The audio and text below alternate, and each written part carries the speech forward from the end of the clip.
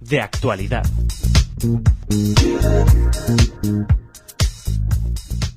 Tenemos la suerte de contar aquí en Radio Sefarad con la presencia de Pedro Gil Ruiz. Bienvenido, Pedro. Buenas tardes, Raquel. Muchas gracias. A ti por atender nuestra llamada. Pedro Gil Ruiz es articulista de Libertad Digital, periodista y una persona que está siguiendo la actualidad política y del conflicto actual que enfrenta, iba a decir, a Israel y a Estados Unidos con Irán, pero no solo a estos países, Pedro. No, tienes razón. Es un conflicto de civilizaciones que se materializa ahora con un ataque militar por parte de los Estados Unidos y de Israel, o mejor dicho, de Israel y de los Estados Unidos, porque quien ha tirado las bombas allí es Israel, quien pone los muertos en Gaza es Israel. Y es, bueno, un ataque militar que puede tener sus complicaciones de derecho internacional o de más o menores apoyos, pero lo que no tiene ninguna duda, desde mi punto de vista al menos, es que la civilización tiene el derecho a defenderse. Y sobre todo, una cosa muy importante, Israel tiene el derecho a defenderse frente a un país hostil que busca su destrucción. Bueno, se pueden discutir las formas, pero el fondo es ese. Hablabas de esos de esos derechos, de ese derecho internacional, quizá que muchos bueno, pues sí, interpretan que no se ha seguido a la hora de que se realizara esta intervención, pero tampoco estamos hablando de una democracia que haya sido atacada, ¿no? Estamos hablando de enfrentar y de intentar acabar con un régimen que viola todo tipo de derechos. Sí, eso es cierto, pero desde mi opinión, esa no podría ser o no debería ser la justificación. Es decir, yo no puedo como país atacar a otro país por el hecho de que considere que no respeta los derechos humanos en ese país o que agrede a su población. Solamente eso no es un motivo, porque si fuese por eso, pues podrías justificar un ataque a Corea del Norte, a Yemen, inclusive a China, ¿no? Es decir, eso no es un motivo desde mi punto de vista, ¿no? Lo que sí es más, ¿cómo decirte?, más coherente, es que además lo acabo de leer ahora, Raquel, pues me lo ha mandado un amigo, un artículo de Teresa Frisás, que es una catedrática que, bueno, estuvo en todo el proceso contra el proceso independentista catalán, y ella habla del derecho a proteger.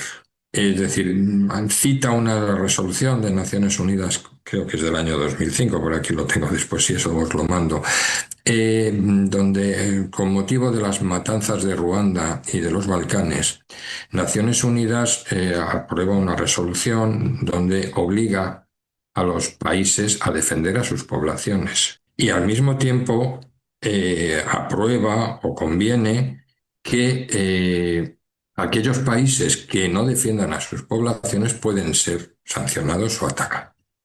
Y dice también Teresa Freixas en su artículo que, bueno, todo esto tiene un procedimiento de las resoluciones del Consejo de Seguridad de Naciones Unidas, etcétera, pero que eso no puede ser nunca. Esas formalidades, entendamos formalidades porque la ley no es una formalidad, no es lo que nos ha protegido desde la Segunda Guerra Mundial. Esos procedimientos no deben invalidar o impedir que se actúe de una manera eficaz para defender a esas poblaciones. Y ella dice que en el caso de Irán estaríamos en esa situación, ¿no? Es decir, el derecho a proteger. Pero, Raquel, ¿tú crees que Trump, porque es Trump, porque no lo ha aprobado el Congreso de los Estados Unidos, está bombardeando o ayudando a que se bombardee o bombardeando Teherán para proteger a su población? Yo sinceramente creo que no. No, pero Que quizá venga Israel bien, sí, ¿no? sí, Israel sin duda, pero por eso te he preguntado por Trump, ¿no? Porque es muy posible, y eso es una presunción por mi parte, que Israel pudiera hacer lo mismo, pero de una manera más sutil, ¿eh? Es decir, lo ha hecho. Es decir, yo en el artículo que escribo hoy menciono a la operación de los Vipers, lo cual de repente te liquidas, bueno, liquidas o dejas inválidos a 3.000 activistas o militantes o O dirigentes de Hezbollah. terroristas, sí. O terroristas, ¿vale? Por terroristas. Es decir, por mala gente, vamos, que eso no quepa, vamos a decirlo desde el Sí, principio. te me has ¿Eh? adelantado, Pedro, porque hablabas de 2005. Yo Mm. te iba a invitar a nuestros oyentes a que viajáramos a ese 2002 del que hablas en tu artículo, cuando, Ah, según tu teoría, tu hipótesis, Israel empieza, bueno, a preparar operaciones de inteligencia con vistas a ese enemigo que es y que era, y que esperemos que no sea durante mucho tiempo, Irán, ¿no? ujú. Sí, a ver, yo me he estado documentando un poco para escribir el artículo que se publica hoy, porque como decía Francisco Umbral, yo realmente estoy hablando contigo, pero lo que quiero es que se lea mi Por artículo. supuesto. Y por eso te Es hemos una, llamado, porque nos es una parece muy broma. interesante el artículo. Es una broma. Y entonces, documentándome un poco, es un artículo que yo leí en el Financial Times que se ha publicado hace unos días y que se ha reproducido mucho en alguna prensa, pues simplemente copiando, ¿no? Digamos, yo lo que he hecho ha sido documentarme un poquito más, ¿no?